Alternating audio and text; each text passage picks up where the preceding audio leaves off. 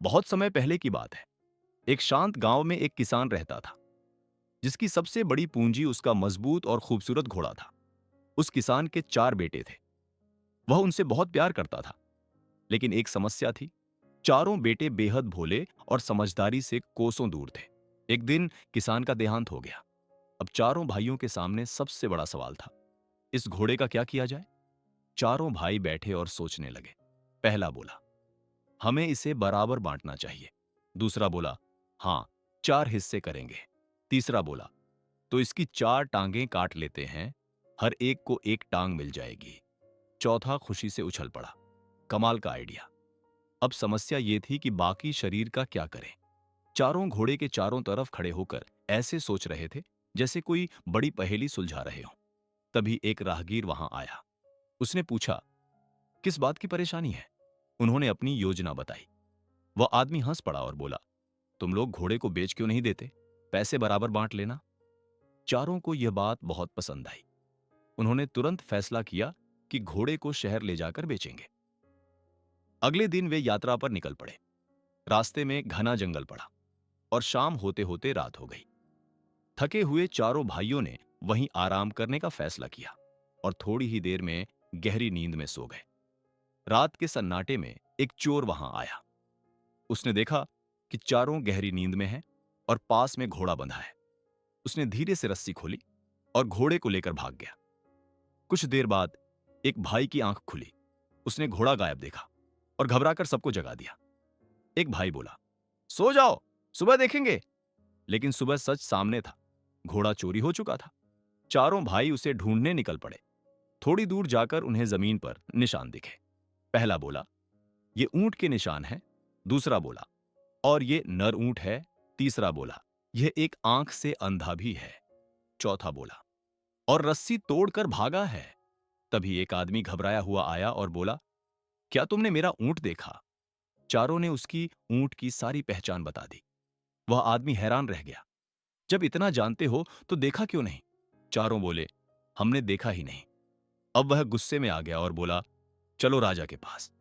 चारों भाई मजबूरन उसके साथ चल पड़े, लेकिन उन्हें नहीं पता था कि रास्ते में एक और मामला उनका इंतजार कर रहा है, जो उन्हें और बड़ी मुसीबत में डाल देगा।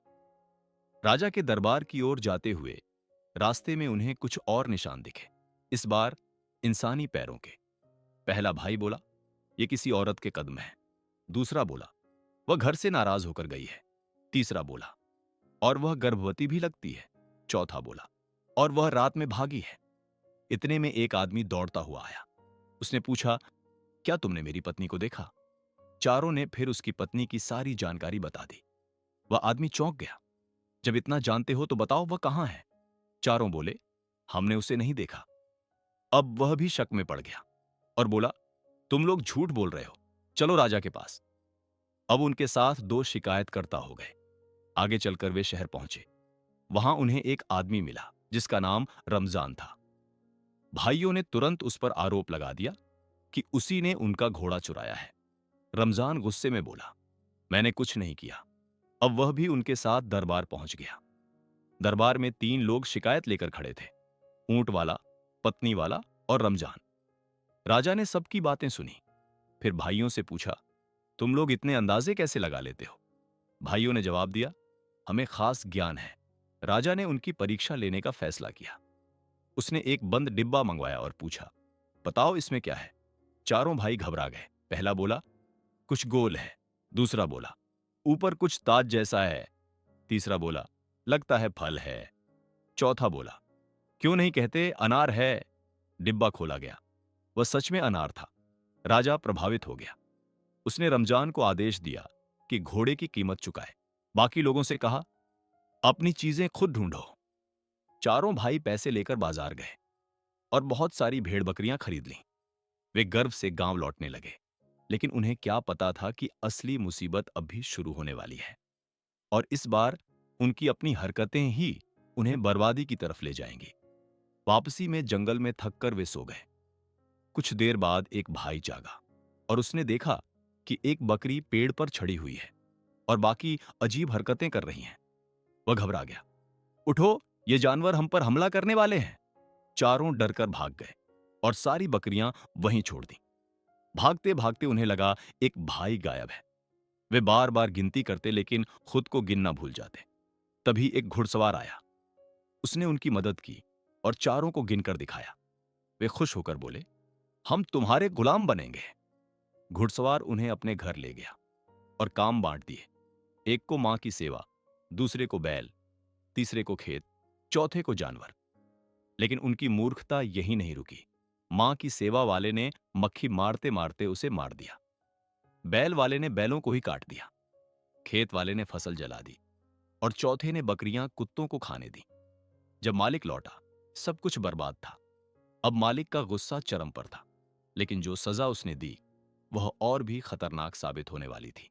मालिक ने गुस्से में उन्हें एक काम दिया, जाकर कब्र खोदो। वे कब्रिस्तान गए, लेकिन कान जितनी गहराई का मतलब समझ नहीं पाए और बहुत छोटी कब्र बनाकर लौट आए। मालिक ने खुद जाकर देखा और सिर पकड़ लिया। फिर उसने कहा, मेरी मां की लाश ले आओ। वे लाश लेकर निकले, लेकिन रास्ते में गिर गई और उन्हें पता भी नहीं चला। बाद में उन्होंने एक जिंदा बूढ़ी औरत को पकड़ लिया और उसे ही लाश समझकर ले आए। मालिक समझ गया कि ये चारों हद से ज्यादा मूर्ख हैं।